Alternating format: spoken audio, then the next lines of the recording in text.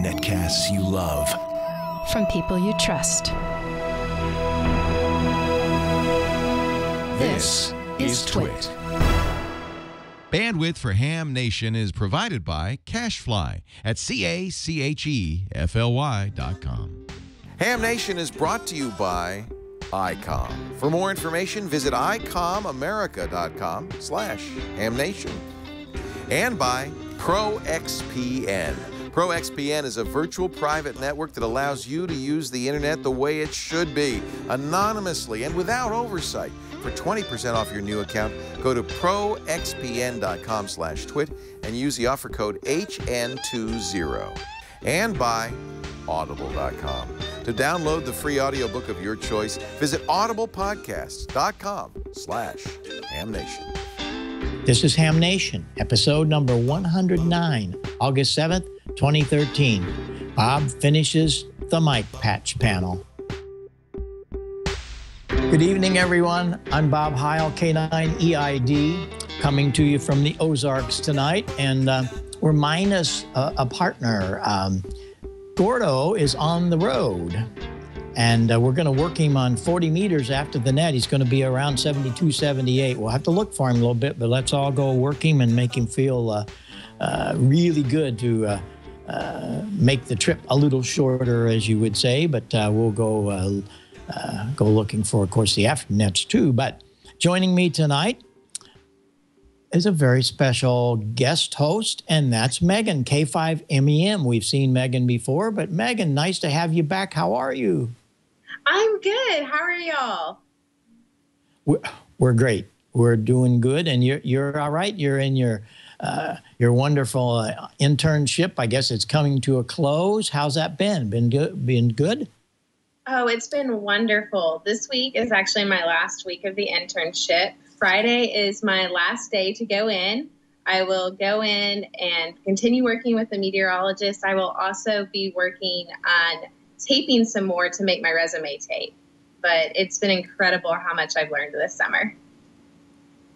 Well, you can do that when you pay attention and you have a good crew to work with. And I'm sure both are happening there in Dallas. You're at CBS 11, is that right? Yes, sir. I'm at CBS 11 here in Dallas, and it's been so much fun. I can't even begin to explain it. I've learned a lot about software and how to make the graphics that they use. I've learned about social media and writing blogs so that people can understand what's going on. I've also learned about doing data research so that the meteorologists can use it on TV and what kind of information people like to see. That's wonderful. I want to bring George in. George, the old smoking solder George, how you doing tonight from Mississippi? All right? Oh, doing good, Bob, and we're going to start on a great project tonight. We're going to build an HF tuner using MFJ's new tuner kit, and that's going to be a lot of fun. All right. That's cool. Well, it's nice to have Megan with us tonight. I wondered, you as a good old broadcast engineer, you've had a lot of interns go through your turnstiles, I'm sure. And isn't it great that Megan can make this happen at a major station? That's really cool, isn't it? It really is. And I know the technology has changed a lot since when I first got into television. You know, home satellite dishes really hadn't come out yet. So we had a microwave path that we had to maintain between Greenwood, Mississippi, and Jackson. And boy, that took a lot of work. And when the satellites came out, it really changed things. And now I guess all the tape machines are gone that I spent a lifetime working on. Yeah. Hey, Megan, you know, when George was doing that kind of stuff, they were using a chalk and a blackboard to do their weather. Did you know that? You know, I've heard about that before. Yeah. It's changed a little. George, you even have a green screen in your new studio, don't you? Well, I do, you know, and everybody who does video from home really needs a green screen. That way you can be wherever you want to be. I haven't done the weather yet, though. You haven't done the weather. Yeah. Well, Yeah. I have the perfect weather lady for you. She'll come and stand in front of your green screen, and we can be anywhere. Oh, golly. What's going on in school? Tell us a little bit about where you're going and what's going to happen this year at school for you, Megan. I'm going to the University of Oklahoma, Boomer Sooner, but I'm actually going into my senior year. So I only have 2 more semesters left, and then I will graduate. But it's been so much fun. I'm involved with the organizations up there within meteorology. I'm involved with the amateur radio club up there. I'm actually the president for both last year and this year. And I'm so excited to graduate and get out into the real world. Oh, that'll be great. Tell everybody what ham radio has done for all of your activities since you became a ham. Let us know a little bit about how important ham radio is to all of this. For ham radio, I started originally with field day. I enjoyed contesting, enjoyed talking to people. It was an excuse to stay up all night. The parents didn't tell me I had to go to bed. But amateur radio also allowed me to decide I wanted to become a meteorologist. I wanted to help people understand what was coming their way. I'd been to storm spotting school multiple times. Every time I went to HamCom in the summer, I would go sit in on the storm spotting schools. And understanding what was coming my way helped me decide that's what I want to do. I want to explain what is coming to everyone and help them remain safe. I've also recently, I resigned from the assistant section manager of North Texas youth position, and I am currently assistant section manager of youth for Oklahoma, and I am training someone up there, and we're trying to get youth running throughout the entire West Gulf Division and allowing our hobby to continue to grow. Well, that's really wonderful, and I know that you have so many of your friends that young friends that have joined ham radio, and you had a lot of reason for that to happen. I know that you've encouraged a lot of your friends, so that's really great. And the hobby has to be good when you're doing all of your things at a TV station. Yes, it's so much fun. I enjoy this hobby. I actually enjoyed explaining what Ham Nation was to our meteorologists at the station this summer. When I was on earlier this summer, I walked in there and said, "Can I take pictures of the station? You know, I want to put them on the Ham Nation." And they kind of looked at me funny and said, "Sure, but what's Ham Nation?" So I explained it to them. I showed them a couple episodes. We didn't watch entire episodes because we didn't have time, but pulled up a few episodes and just kind of showed them what Ham Nation was. They knew what amateur radio was because they have hams that come in and volunteer, and they have a station back kind of behind the Weather Center, but they didn't understand what it meant to me until I showed them all the stuff that I do and why I want to be a meteorologist. Now, one question. When you showed them the episode, I hope it wasn't the one where George had the blowtorch and they were like trying to desolder some components, and you didn't show him that, did you? No, I didn't show him that one at all. I only showed like the first 5 or 10 minutes of just a couple of them, just to kind of show him what it is that Ham Nation was. Well, that's just great. We're so thrilled that you can be with us, and we'll look forward to having you on again when you get back into school, and we'll hear you on the air once in a while. And you're usually in there with all the pileups, so everybody wants to talk to you. So we'll be in there. So be listening. We're down there a little low, but we'll be there for you. But I really appreciate you coming on tonight and giving us a little insight of your internship in Dallas. Keep us posted what's going to happen with the new school year, okay? I will. Thank you for having me.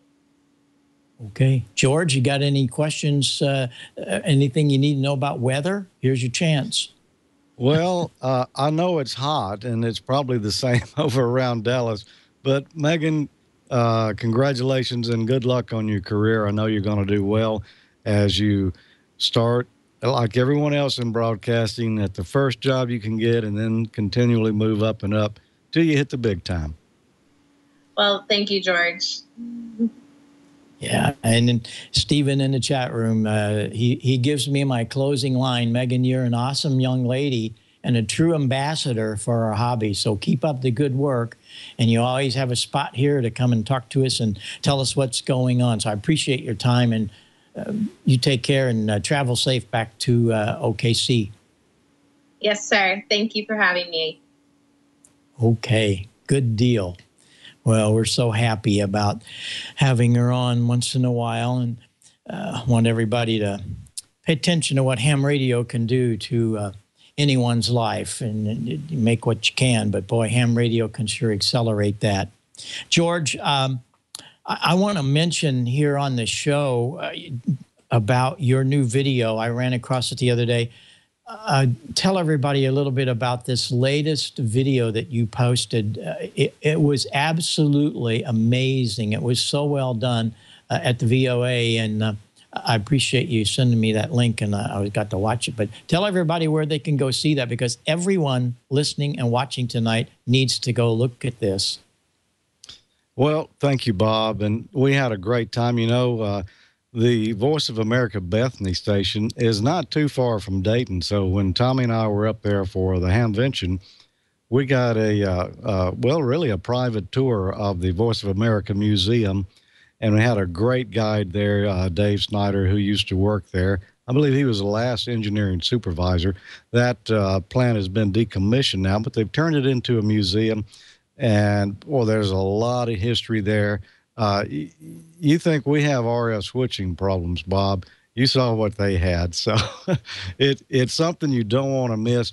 Definitely go check out amateurlogic.tv, the Voice of America Museum Special. I guarantee you'll enjoy it. Yeah, it was so well done. So everybody go check that out. It's really, really good. And we'll be looking forward to some more of that you have from WLW. And we'll be back to you in just a little bit as you warm up the soldering iron. We want to go see what Dale's doing here in just a little bit also. But before we get too carried away here, you know, for the past few weeks, I've been showing you about my my little patch network. I'm going to give you a little history here for a couple of minutes. Here's how it all started, 1982, maybe 81, somewhere in there. When I started playing with microphone elements, I wanted to do something to be able to switch microphones. So I took this little chassis and I put the right connectors in the front. I put them in the back for the radios. I had Kenwood, ICOM, and Collins in that day. And I could switch them back and forth and all this kind of good stuff. It was nothing but a nightmare for RF. I'm telling you, it was. But you see, those are all metal steel jacks, and their grounds are all together, and that's where you get in trouble. And so I figured, okay, I'm going to do this a little better. So along about 1990, I had these switches built. Oh, I figured, hey, Mr. Hot Dog here, I'll fix this up. And yeah, it works, but you got the RFI problem. I had 3 radios, 1 microphone, and of course this went to the ICOM, that to the Yaesu, that to Kenwood. Oh, what a great idea.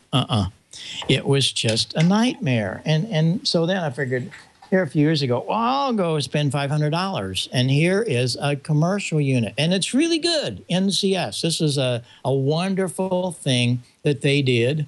And you can plug all of your microphones and your outputs and stuff. I think that was for the speakers. They make one for mics, one for speakers, but still had RF problems because they don't think about grounds. And you've heard me talk about grounds before. We're going to have Steve on. He's coming on. He's trying to get a date together. And we'll talk more about grounds. But that's the problem with all this stuff. So... it's been 5-6 years ago. I built the panel that you see behind me all the time for my vintage rigs. It worked great. Nylon jacks. There's absolutely no metal touching anything. They're all floating, as they should be. So that's how we got it started. And then I wanted to do one for all of the new gear. So here's a short little video of how we did it. I'll narrate for you as we go through. It's just better to do this because you can, as we go through it, I can get closer shots and so on of our patch panel. And it started out with a chassis, and you see we put all the jacks in, and this allows us to have 6 radios in the line input. Well, I had to cut the cables, and I use Heil wire. It is the best wire for all of this stuff because in the cable preparation, you do it right. Now, here's how you do this, and if you haven't ever seen this done, please pay attention. You take the outer off. Now, when we go to the shield, you see those 2 on the outside for push to talk. We'll come back to that. But you push it down like a Chinese finger. You can't do this with very many shielded wires today because it all ends up in one little strand. But that's why I designed this wire, so you can keep that good shield. You don't have to break anything. Reach in there and pull the 2 18 gauge out, and now the shield has not been broken. We just pull that out, and now we've got a really nice piece of cable, good shield, 2 18 gauge for the balanced microphone line because I wanted to keep all these balanced, and the 2 outside of that shield for the DC push to talk.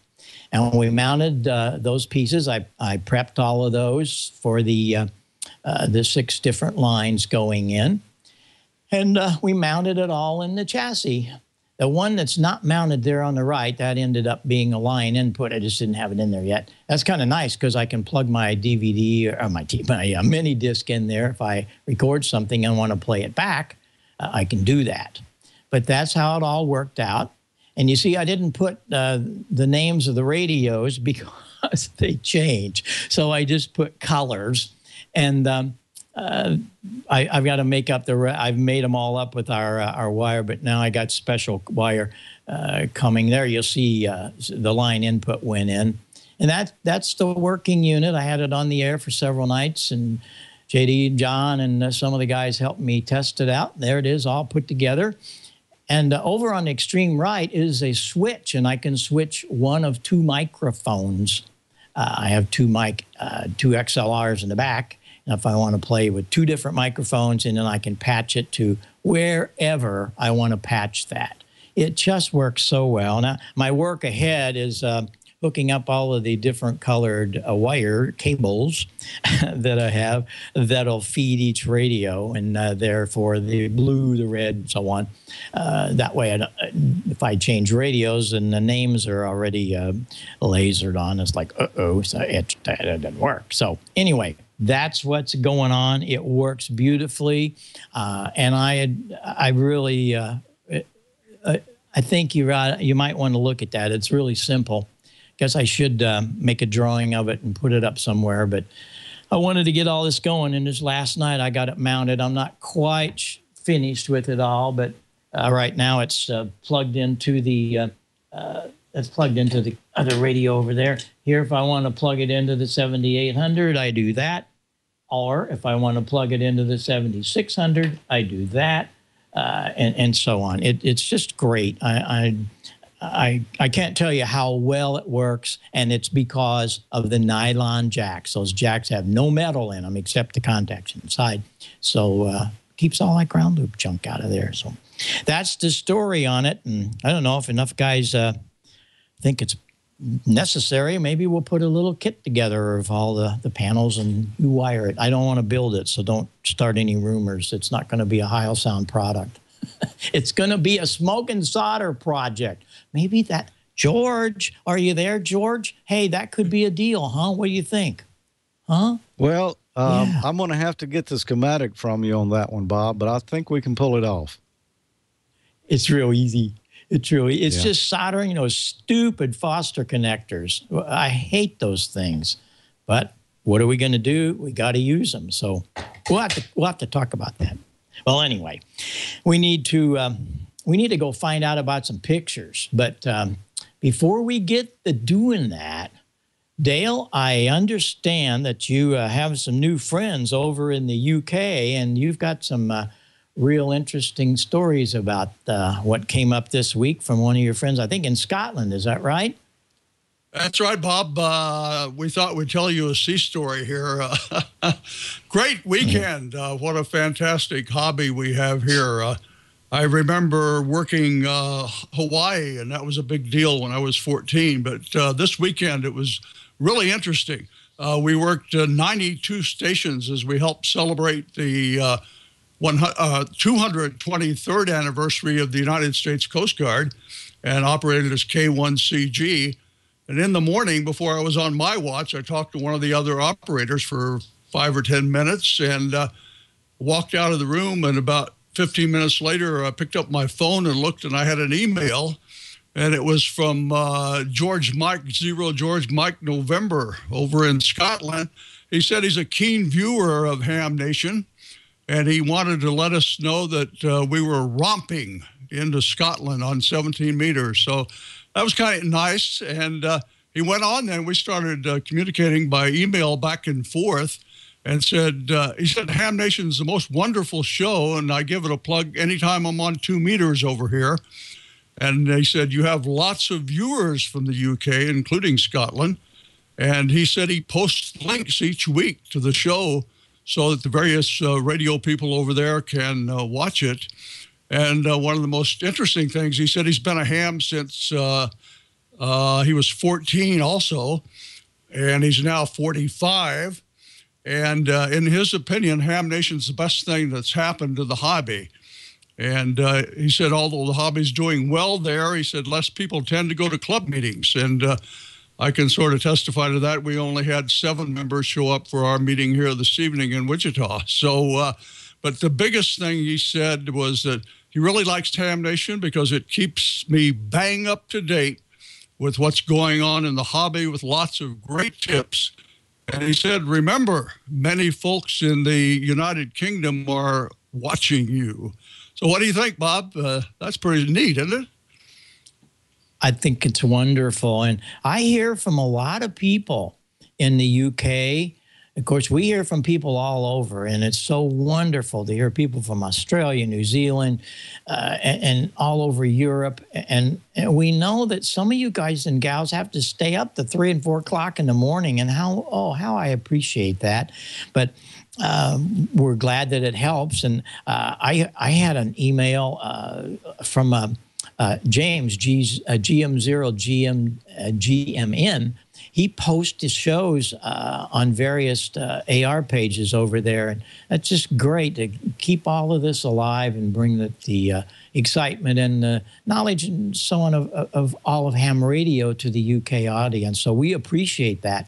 So what kind of pictures you got? You got any pictures from these guys, Dale?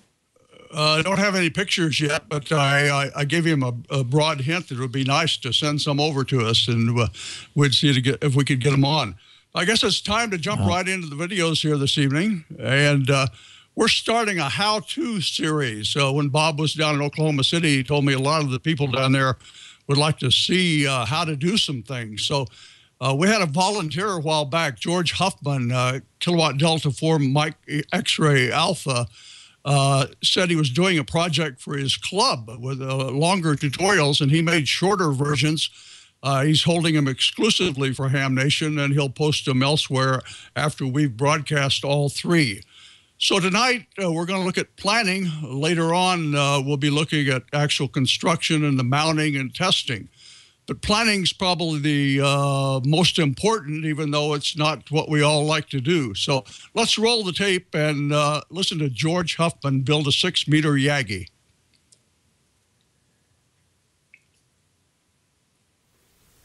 Hello, I'm George, KD4MXA, and today I thought I would show everyone how I put together and test some of my smaller beam antennas.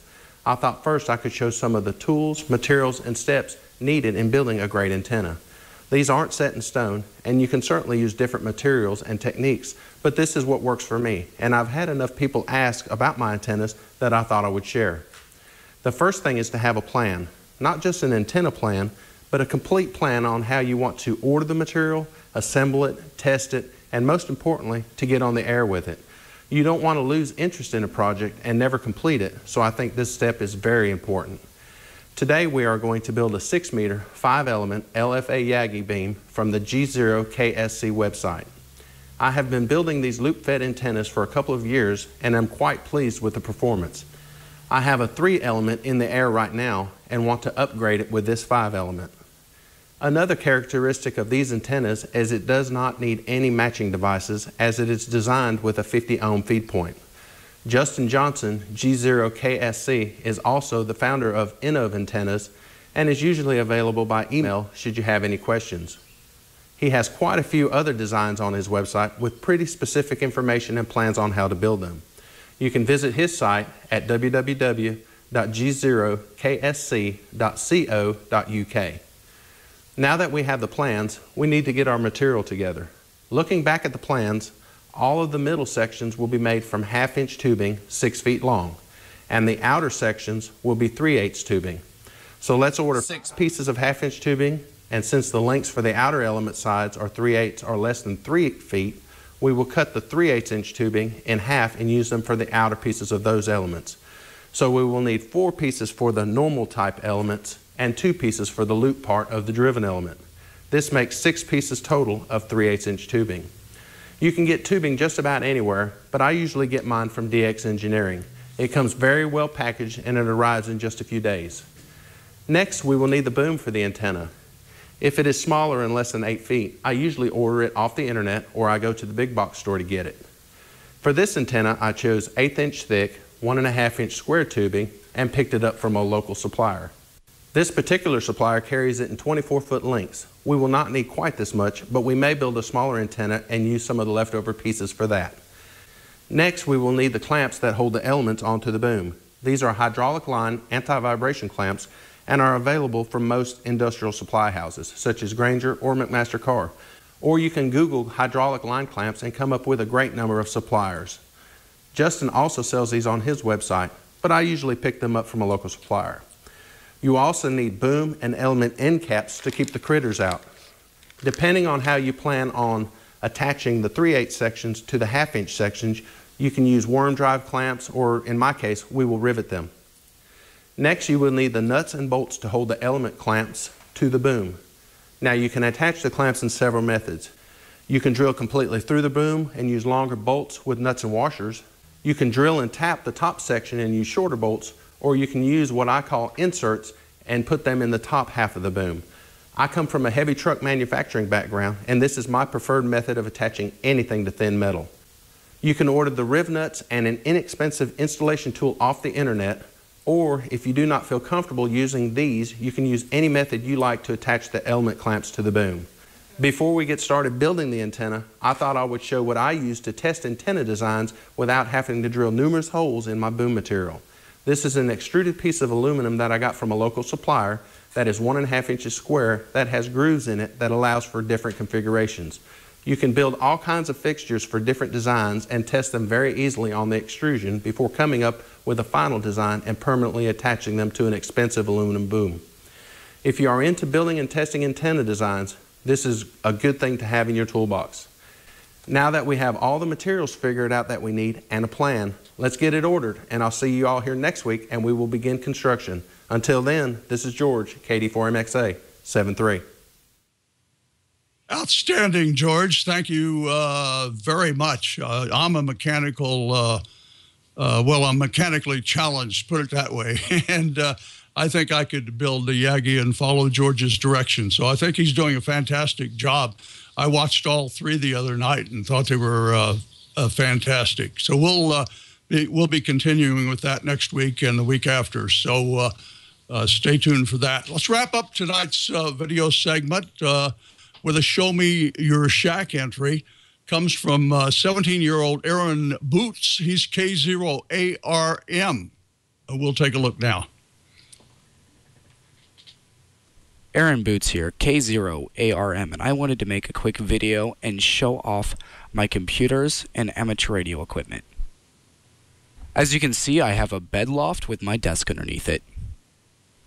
I have 2 desktops and 4 monitors. 3 monitors on my main desk and an additional one on my workbench.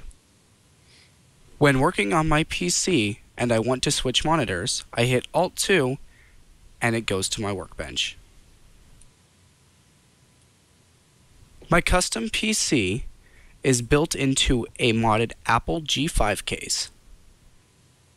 On the right of my desk, I have a Kenwood UHF VHF 25-watt radio. On my other desk, I have a Kenwood TS5300S HF radio. On top of this radio, I have an MFJ antenna tuner and a fan dipole in the attic. Thanks for watching. You can follow me on Twitter at K0ARM. Well, thank you very Dale, much, that Aaron. That was fantastic, Dale. And how old did you say he was? He's 17, and I did want to tell you, he told me that he is really upset about the lack of young hams, and he's actively recruiting with his friends, and he's hosting a ham radio starters guide at his home. And during the meetings, he explains and demonstrates amateur radio, and he also launched a young ham radio club. So pretty neat, Bob. That is really cool. And while we're on this subject, I've gotten a number of very positive emails about some things that I mentioned last week. Well, I think we were all talking about it, about the youth and amateur radio, and that was really great to see that. And I caught the fact that he built all of that. So this is just great, Dale. What a wonderful job you did. We want to encourage everyone. Let us know about some of the youngsters and not only young people, but anybody that's new to this hobby. Let us know what you're doing. And there you see, he made a nice video of his shack. So you can do that too. And we look forward to hearing from the newcomers to the hobby as well as the young kids. So that's really great, Dale. And Dale, we got Leo coming up. Leo wants to talk to us about Audible. But before he does that, you got anything else or that you want to tell everybody about the videos?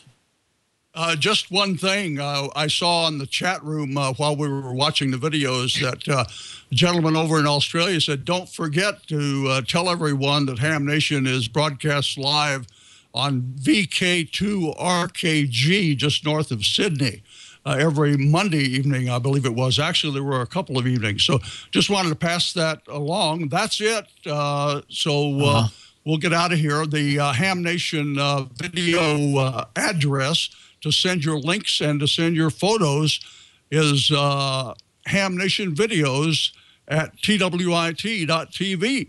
And that'll do it from the Yellow Brick Road. Thanks, Bob. Well, it's just wonderful. You're doing a great job. So keep them coming, everybody. And we'll get to see your smiling face and your great station right here on Ham Nation. And you, like all of these people we're hearing from other sides of the planet, are helping us to expose Ham Nation to everyone, and we invite everyone to do that. Right now, we're going to go see what W6TWT's got cooking, and I bet it's got something to do with a book. What do you think? Ham Nation, do you mind? Just quick. We're just quick, but I know you're going to love this. I know you're going to love this. I want to talk about Audible.com. I'm sure you've heard me talk about it before. I've been a kind of an Audible fanatic since 1991, I think. That's when I first started listening to Audible. It's because I had a commute from hell. I had to go 2 hours a day in the car, sometimes 3 if the traffic was bad, back and forth to San Francisco to Tech TV. And audiobooks saved my life. I think pretty much literally saved my life. They made me calm. They made me a better driver. And they filled my brain with great stuff. If you visit audible.com, you'll see what I mean. Not just fiction, not just mysteries and thrillers and scary books and Stephen King novels and stuff like that, but young adult fiction, science truth, too. You can learn so much at audible.com. Now they've got the great courses, which means you can get the best college professors lecturing on every subject under the sun. This is all part of the Audible subscription. Now, I want you to try it out. We're going to get you a free audiobook so that you can see if this is right for you. Visit audiblepodcast.com/hamnation. audiblepodcast.com/hamnation. And you can start listening right away. What will happen is you'll be signing up for the Gold account, which means you're going to get a book a month. That's the subscription. But the first 30 days are free. You can cancel any time in that first 30 days, pay nothing. But the first book you pick, that's yours forever. So pick well. There's so many great choices. I don't even know where to begin. I listened to a great, and I'm trying to remember what the name of it was, a great book about the early days of radio. They do have, by the way, a lot of old-time radio on Audible. 380 episodes of Dragnet. 137 hours of Dragnet. Could be yours for free. What? Is that right? The Hitchhiker's Guide to the Galaxy? Shakespeare? I searched for radio, and of course, I'm getting not the radio history that I was looking for, but a lot of classic radio shows. You're going to love Audible. Just try it, okay? Browse around, audible.com, and then once you've picked the first book, that first free book, visit audiblepodcast.com/hamnation and get it absolutely free. It'll be yours to keep, even if you don't stick around, but I think you will. audiblepodcast.com/hamnation. Hey, thanks so much for supporting Ham Nation. Thank you for being here. And now we take you back to Bob and Gordo and George and Amanda and the whole Ham Nation gang. 7-3, guys. Okie dokie. Well, there you go. And I'm so happy that all of the help that we've been giving Audible, and that means that somebody has been subscribing to their service. That's great. And I know one guy that subscribes to us down in there in the bayou. Don, what are you reading on Audible this week? There it is right there. It's Under the Dome, Stephen King. And it's so much different than the TV show. This is an awesome book. Here we go. Don't dim down on me. Yeah, Under the Dome on Stephen King. I actually have it on my iPad and my iPhone. And what's cool is I listen to it in the car, generally on the iPad, so that I can keep the iPhone on the Bluetooth. And if I if I go back to the iPhone, it will say, do you want to pick up where you were listening to on the other device? And I'll say, yeah, and it'll bring me right there. It's the most amazing thing. Audible is just the best thing. And I've got one of those long commutes too, 125 miles a day, and Audible is just the best. And I took advantage of that offer myself. So it's good stuff. Hey, let's get into the news of the week, shall we? Let's go ahead and get into the Amateur Radio Newsline video. Brian, if you'll roll that, we would love you for it. From Amateur Radio Newsline Report, number 1,877, these are the Ham Nation headlines for Wednesday, August 7th, 2013. Ham Radio was ready when Tropical Storm Flossie took aim at Hawaii on July 29th. Clement Jung, KH7HO, Hawaii's Amateur Radio Skywarn Coordinator. There was a report of an individual that had a hole in the roof that was touched with lightning. We had some trees that fell, and that's about it. There wasn't really any extensive flooding, no huge storm surge. There was rain, yes, but no extensive flooding. So we lucked out in this tropical storm. About 8 o'clock on Monday, July 29th, that's when the action started to come up. The Central Hurricane Center meteorologists were concerned about this development that was over Maui and approaching Lanai, Molokai, and then Oahu. It was a development that was 60,000 feet high and was generating a lot of lightning and thunder. And they were concerned about more rain and hail and possibly tornadoes. No matter what hat we wear, we all work together, whether we're Aries, Races, State Races, DM Races. That's the whole concept, that we have limited resources here. We're an island state, and we all have to work together, what we call ohana, family in Hawaiian. Flossie did not wreak the damage that some had predicted, and with a statewide ham radio network of intertied repeaters using the All-Star Network, communications was uninterrupted throughout the event. Reports provided by amateur radio operators were supplemented with messages relayed via cell phones, text messages, and on social media, such as Facebook. Flossie faded the morning of July 30th thanks to winds that broke layers of the storm apart. The ham radio operators who were part of the first response effort say that they're ready for anything that Mother Nature might send their way. KH7HO says that it's cooperation among the various groups that makes Hawaii's ever-ready emergency response possible. A record number of individuals interested in emergency preparedness were on hand for the 2013 ARRL Hurricane webinar, which was held Monday evening, July 15th. A total of 410 people, many of them radio amateurs, participated in the event. This was the highest attendance ever for an ARRL webinar. Those attending heard presentations on a number of topics, including an overview of the 2013 hurricane season forecasts and the role of IRLP and Echolink in disaster communications. Also covered a summary of Hurricane WatchNet activity and the importance of publicizing amateur radio communications. For those who missed it, the webinar has been posted for download at the ARRL's website. Monitoring Times Magazine will cease publication at the end of the year. Publisher Bob Grove, W8JHD, tells contributors in an email that after 33 years, he and his wife Judy have decided to retire. In his notice, Grove said that a combination of a downturned economy as well as the ready availability of free listening and technical information on the Internet has reduced sales and subscriptions throughout the marketplace. Therefore, Monitoring Times will be shutting down all operations after its December 2013 issue. The The impending closure of Monitoring Times leaves CQ Publishing's Popular Communications as the only national magazine serving the burgeoning shortwave listeners, CBers, and scanning enthusiasts market. A name familiar in both broadcast and amateur radio circles is coming back to the airwaves. Art Bell, W6OBB, is coming out of retirement. Again. Art Bell will be returning to nighttime talk radio this fall, but you won't be hearing him on your AM or FM dial. That's because the new program will be a part of the Sirius XM satellite subscription program lineup. Bell's new show will be titled Art Bell's Dark Matter.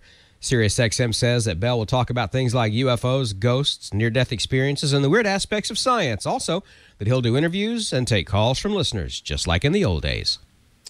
Like in years past, the show will originate from Art's property in Nevada. Sirius XM is reportedly in the process of building a new studio facility for him to originate from. Welcome back, Art. We missed you.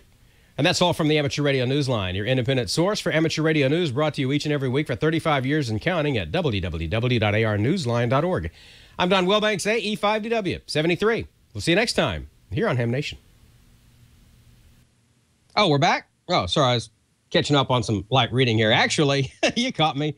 Yeah, I'm reading QST. You know why? Because I want to check out the D-Star QSO party. It's coming up right around the corner, and ICOM is, of course, a huge part of D-Star and the D-Star QSO party, and here's more information on that from ICOM.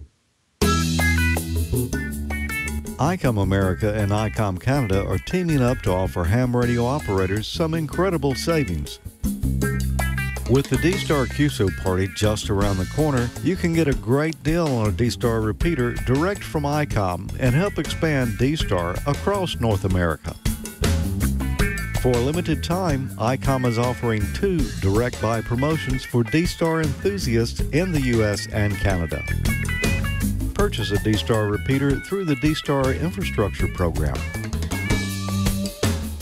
The growth of D-Star over the past 4 years has been incredible, with the release of the ID51A and the IC7100. More people are getting on the air with this incredible mode. In response to the request to make the infrastructure more affordable, ICOM America and ICOM Canada are teaming up to expand the number of repeaters.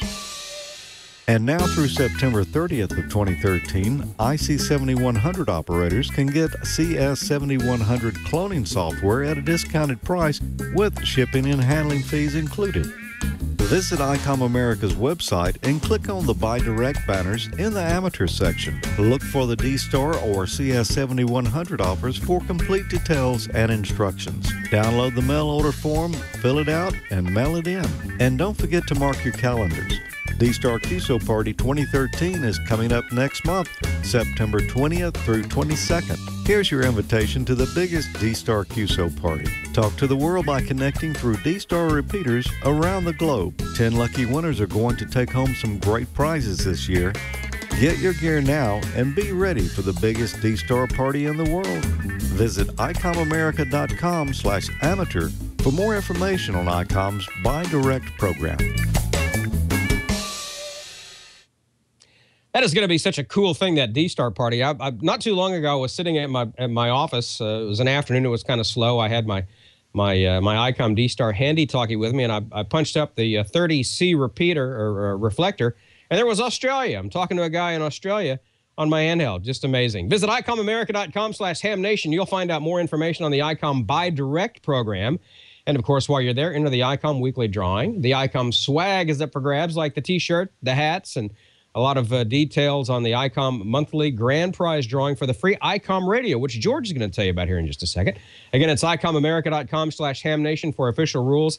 Check out all the ICOM previous drawing winners. Your name could be on there very soon, so sign up and good luck. Now let's go north a couple of hours to Jackson, Mississippi, and George, W5JDX. What do you got for us tonight, George?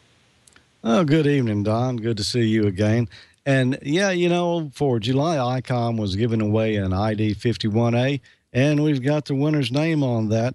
The lucky winner was Steve S. K9YZ.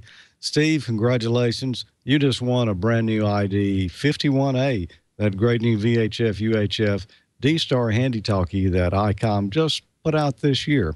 They're real hot right now. Everybody's getting one of them, it seems like. I don't have one yet, but it's kind of on my wish list there. You know, if you didn't win, well, don't worry. That's what they're giving away in August, Don, another ID 51A. So go after the show tonight to icomamerica.com/hamnation and register to win. You could win an ID 51A. You got 4 chances this month to enter just after every episode of Ham Nation. Visit icomamerica.com/hamnation. Throw your name in the hat. You might get some swag, but you might get a nice handy talkie. Well, this week on Smoke and Solder, we're going to start on another project that I think a lot of you are going to find interesting. This is a brand new HF antenna tuner kit that MFJ just released. So let's take a look at that. This week on Smoke and Solder, we're going to begin building an HF antenna tuner. It's the MFJ VersaTuner 2 model MFJ 941EK.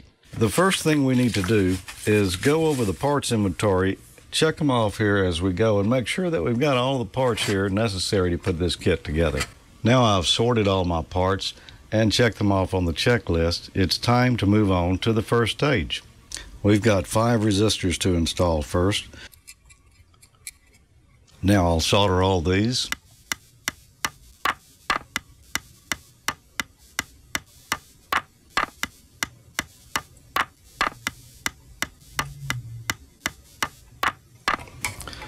We'll clip off all the leads. So now we've got 4 50 kOhm trimmer pots, and we're going to install those as our 5, 6, 7, and 8. Now we've got 4 ceramic disc capacitors to install. Now we'll find C4, which is a trimmer capacitor. Now let's solder all these in place before we move on.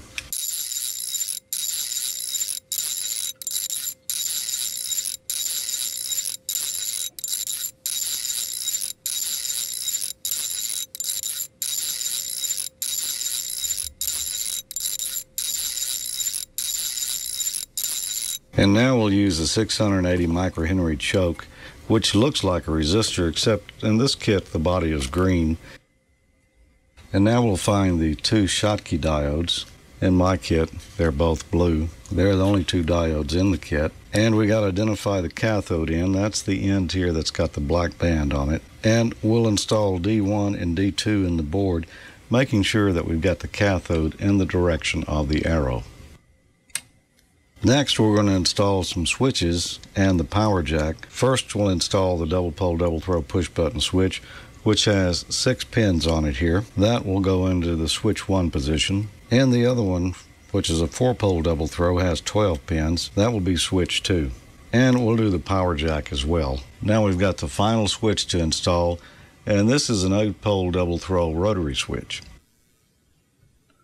Now the next instructions call for finding 6 pre-stripped 5-inch lengths of jacketed hookup wire. That means with insulation on them. Now how am I going to hold these 3 wires in while I solder them? I think I'll just put a little piece of tape on there and see if that works. Now we install the red wire at the position marked LMP behind S1. And the violet wire will go into the one named FMTR. And the white wire will go into RMTR. Now let's see if we can hold the wire and the solder with one hand and the soldering iron with the other. Now we're going to install T2, which will be the SWR transformer.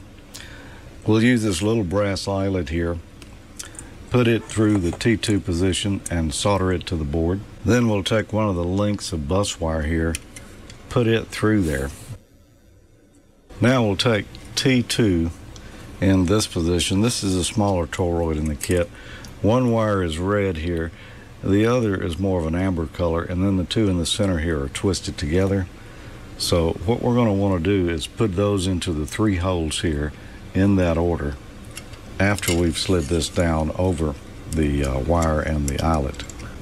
Now once we've got that in position, we'll take the little nylon washer and slide down over the top.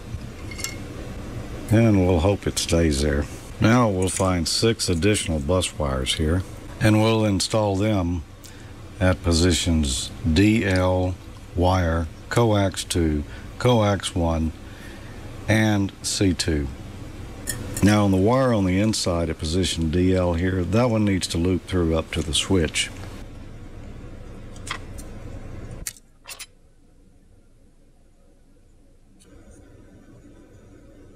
Now this completes the PC board part of the kit here. There are some positions here that aren't used because this same PC board is used in a number of different model tuners. Now our next step here is to mount the printed circuit board inside of the chassis. It'll go like this. Now the next step will be to mount the coax connectors in the rear here, and the connectors mount from the inside.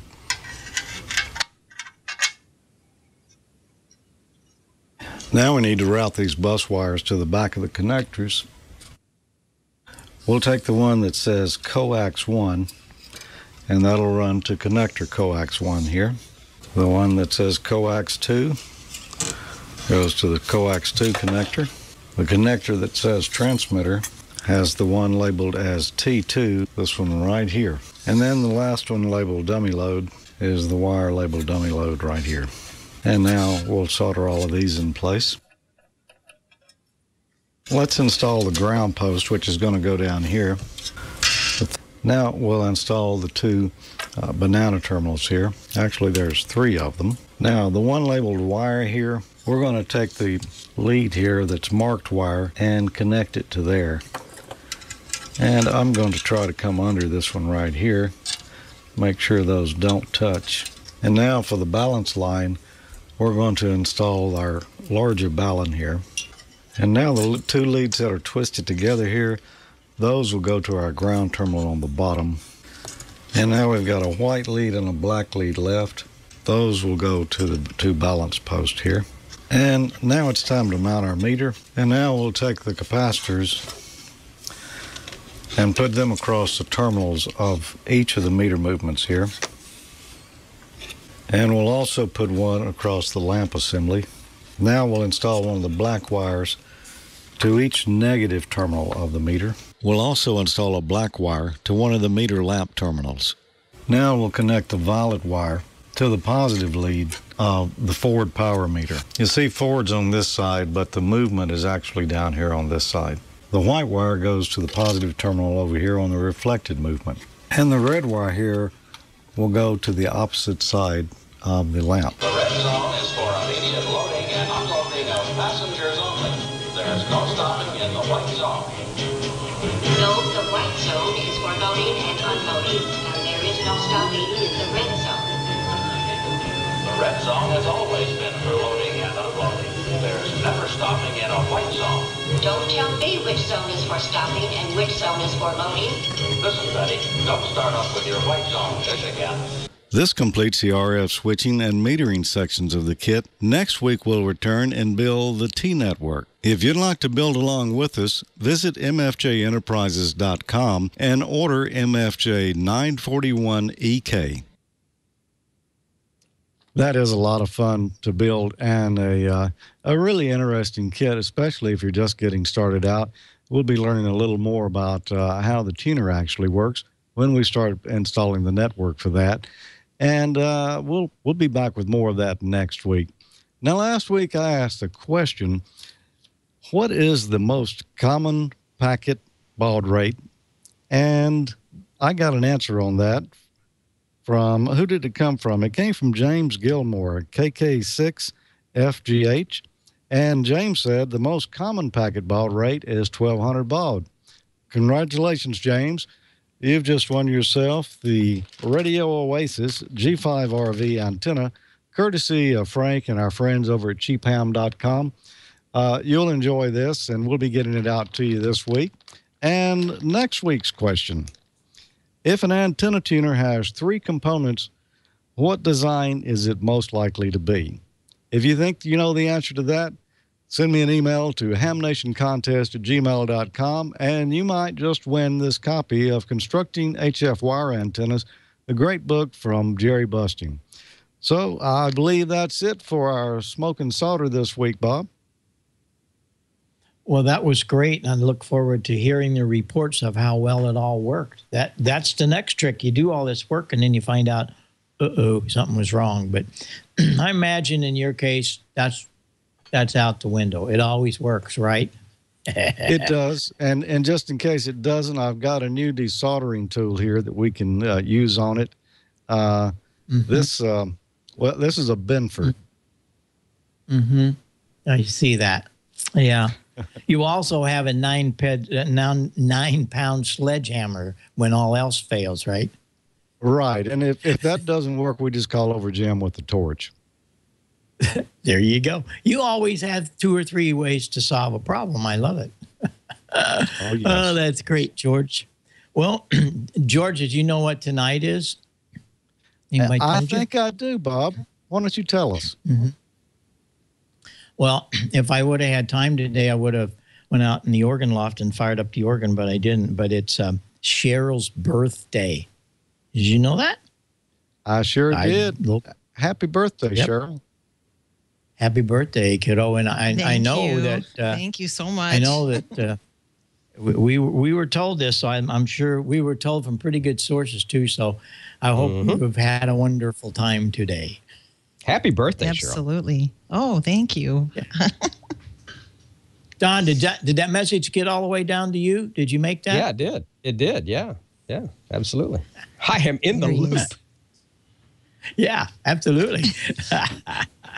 Well, I'm glad we that you need got to back go on find there, out. Don. I'm glad that you weren't just smoking that cigar and you got back online there. We're so happy to have you. The chat room was ecstatic when you got back in there.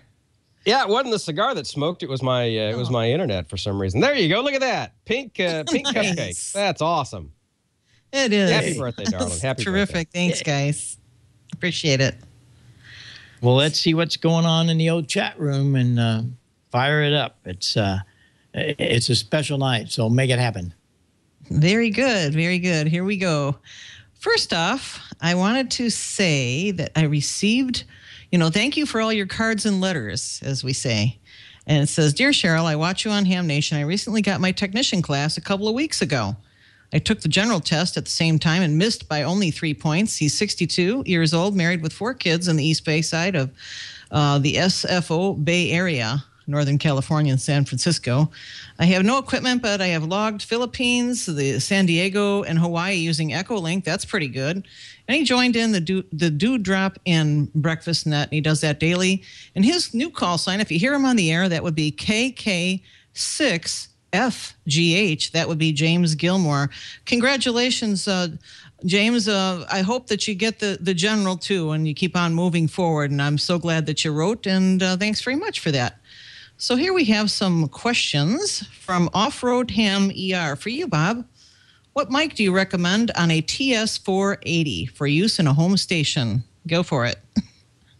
Oh, no question. HM12. Easy. All right. Good. And we need to know, can you tell us, Bob, where N4HAI-2, he says, is Gordo on APRS? Is he on that? I think so.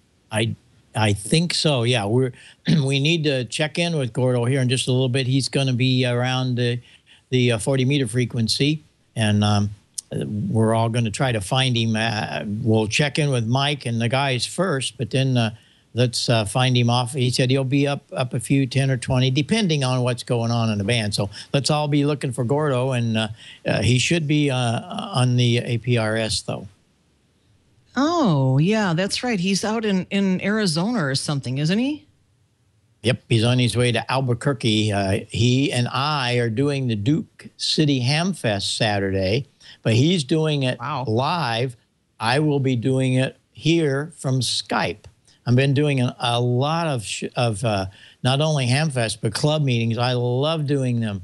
You guys have clubs and Ham Fest, let us know. George and Gordo, and myself, we do these, and it's great because it brings education and it brings a little entertainment and fun to your club meetings. So let us know. But that's what's going to happen Saturday at the Duke City Ham Fest. So we'll be looking for Gordo. So that's where he is, Cheryl. Thanks. So good. Because they were asking in the chat room where he is. So that was from Web 5341 and some others as well. So, I just wanted to compliment you on that new patch panel. I was kind of watching the old previous one from last week. You were leading into the patch panel, and you said you're going to show us some stuff here. So we had a couple questions about it. From KA3JSD, he says, how did you label the patch panel? How did you label that thing? We have a laser etch machine in the plant.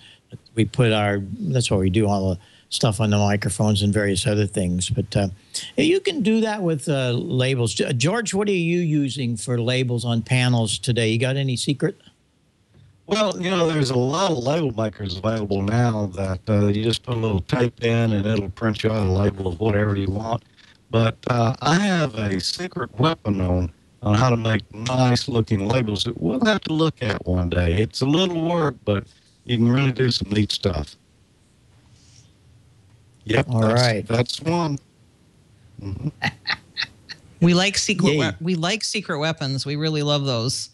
Any kind of suggestions are always welcome here on Ham Nation. We all love that stuff. So very nice. And moving back to you, Bob, from VK5 ZEA, Michael, he says, could you tell us what model, I think it's Doro level meter that you're using in your ham station right now? I don't know how I'm pronouncing that right, Doro?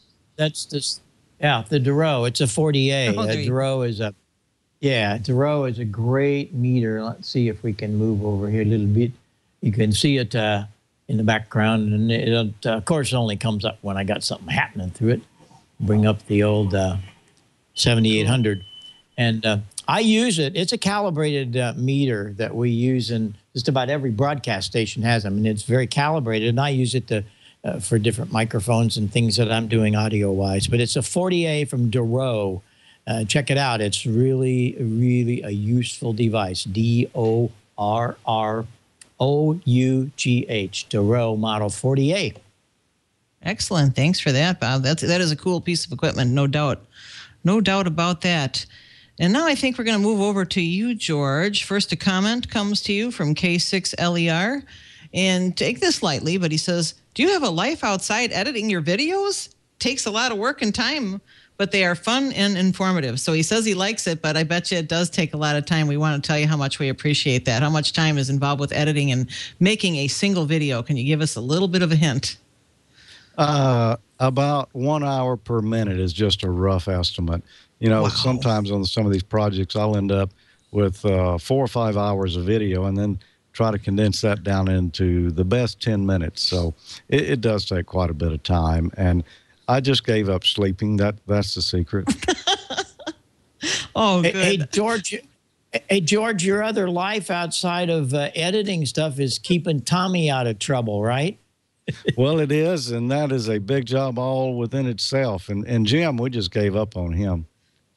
Yeah, right. He just went and burned himself up. That's okay. What a great And job now for the serious side. And now for the serious side for you, George, comes from KB9FQJ, Steve. He says, for question for George. Aww. It says Ham Nation upside down. It's out of phase. It's out of phase. Don't say that. That's right. Keep it in phase. Keep it in phase. Absolutely. There.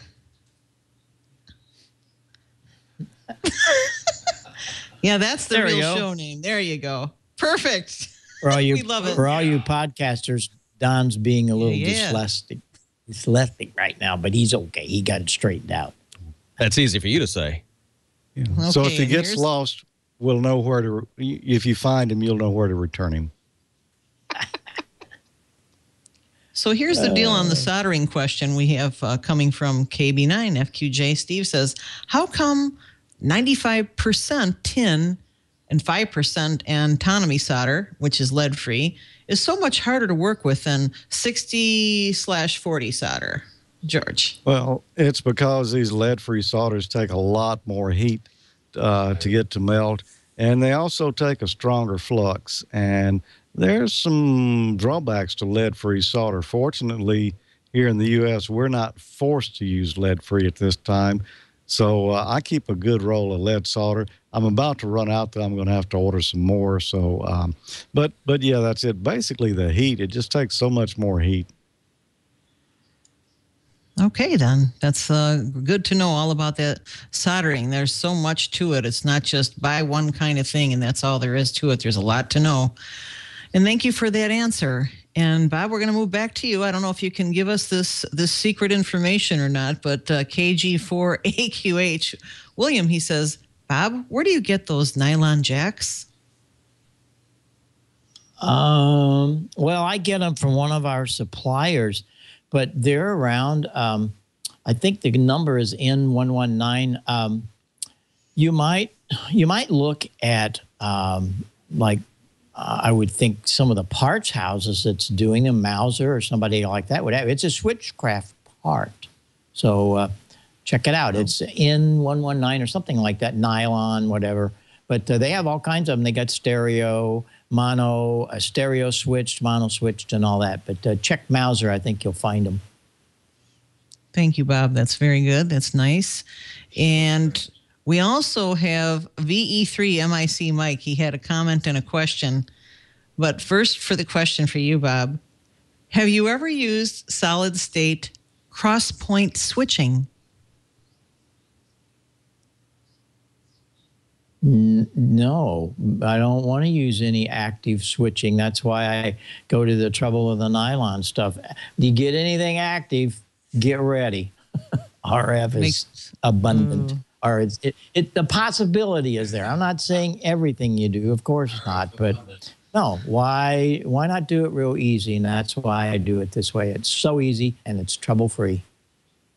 And then he went on to say, just one comment.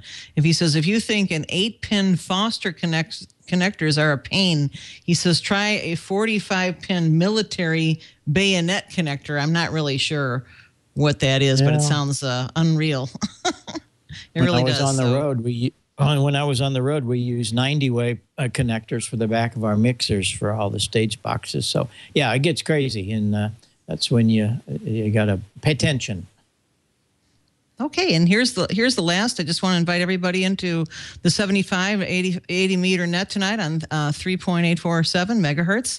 I'll be there to welcome you and see what we can do for the after show QSO for Ham Nation tonight. And I'll pass it back to you, Bob, to wrap it up. 73, and thanks for all your birthday wishes. And hi to Megan and everybody. You did a great job tonight. And thanks so much for joining us in the chat room too.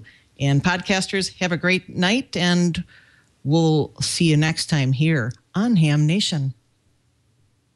Okay, thank you. Happy birthday. David better take you out to dinner tonight. I'll be checking that up later. So, David, get the message. I don't want to hear her on 75 too long. She needs to be at a really fancy restaurant. Special day for her.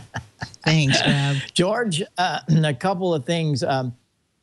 You have the Dewdrop and the D-Star information after a show here?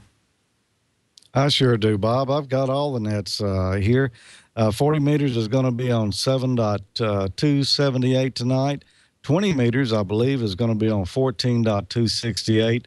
The D-Star network is on Reflector 14 Module C, and Echolink is on the Star Dewdrop N-Star conference server. That's node number 355800.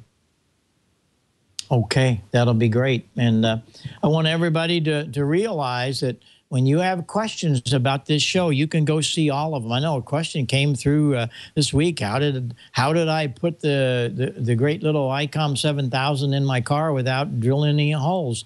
Go back and look at show 97. All you have to do, put Ham Nation into Google. And down the left side, you'll see all of the 108 shows. And find whatever ever show you want. And you can do it anytime, 24/7.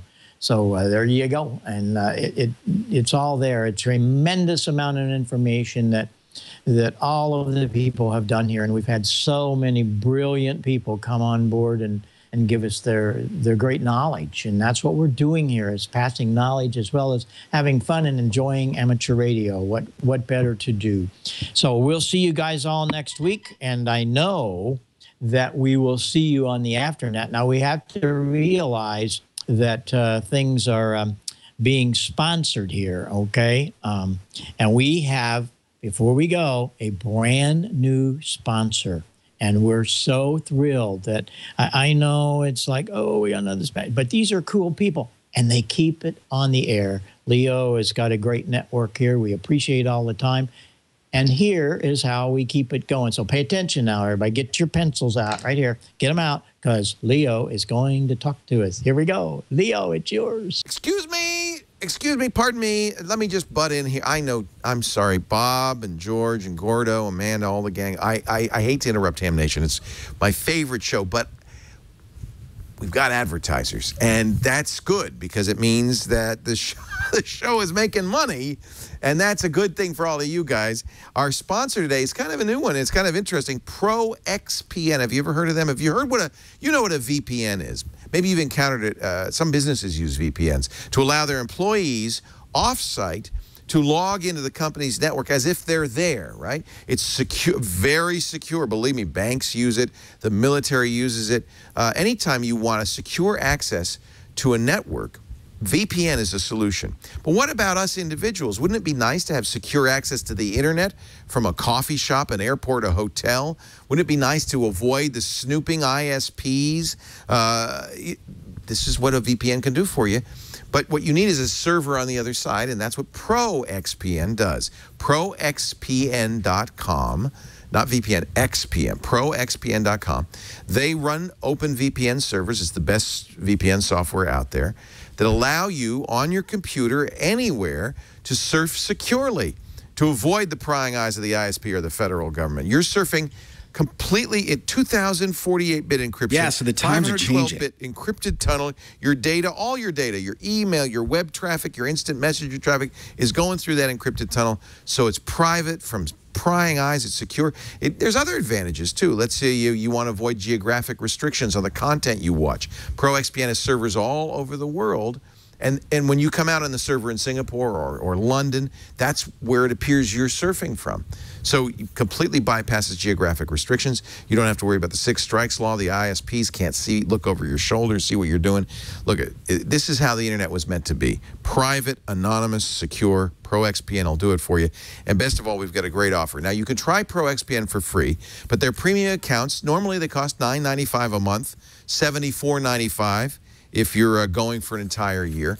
But we've got a special Ham Nation offer for you. Use the offer code HN20, Ham Nation, HN20 at proxpn.com/twit, and you'll get 20% off. Not just for the first month or first year, but for the lifetime of the account. proxpn.com/twit. Secure yourself online. Surf anonymously. Surf privately with proxpn.com. And don't forget to support Ham Nation. Use the offer code HN20. Sorry to interrupt. Back to Ham Nation.